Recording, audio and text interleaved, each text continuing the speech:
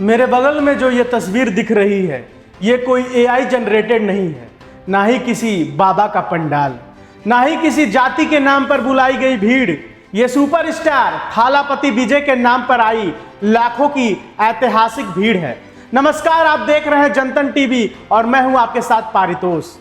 KGF का Rocky भाई तो आपको याद ही होगा, उसके लिए भीड़ इकट्ठा होती थी, वो रील थी।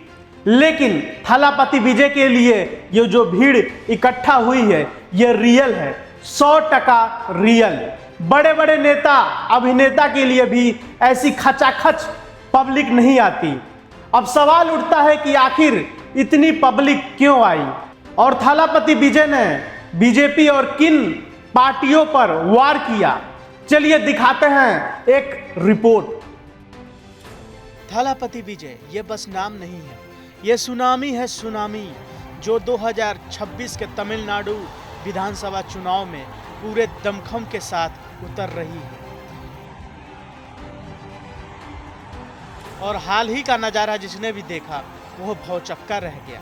लाखों की भीड़ थी, एक जो कभी नहीं टूटने वाला जोश था, शानदार मंच था और थालापति विजय का आग उगलता भाषण को जिसने भी सुना दंग रह गया। फैंस में जोश भर गया, विरोधी की चिंता बढ़ गई और तमिलनाडु को एक नया सूरज दिख गया जो उनके जीवन में रोशनी भर देगा। A lion is always a lion.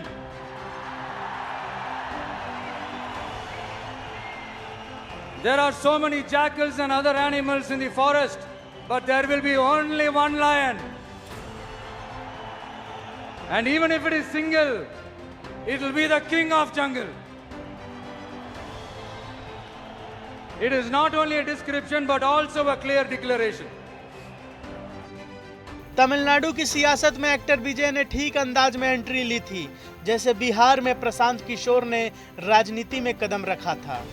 Tamil Nadu में अभी डीएमके सत्ता में है, जबकि अगले चुनाव के लिए बीजेपी ने एआईडीएमके की अगुवाई में चुनाव लड़ने का ऐलान कर दिया है। ऐसे में कुछ और दलों के साथ एक्टर विजय की पार्टी भी चुनाव लड़ेगी।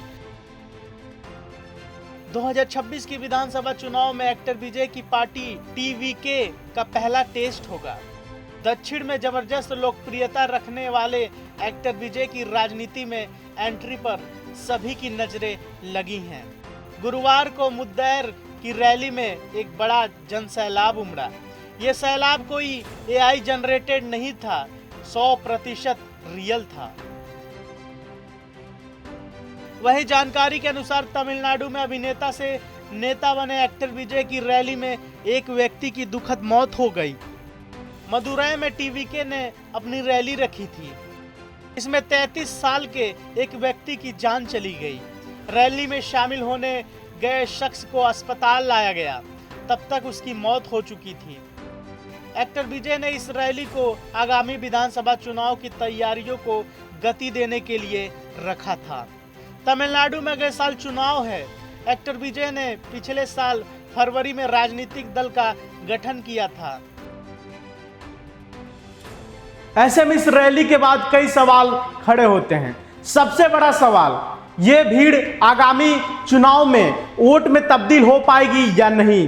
क्या थालापति विजय सीएम बन पाएंगे या नहीं? और साथ ही सवाल यह भी उठता है कि जिस समर्थक की जान चली गई इस रैली के दौरान, उसका जिम्मेदार कौन है? क्या थालापति उसके जिम्मेदार हैं या प्रशासन या खुद वो व्यक्ति? कमेंट में अपनी राय देना न भूलें।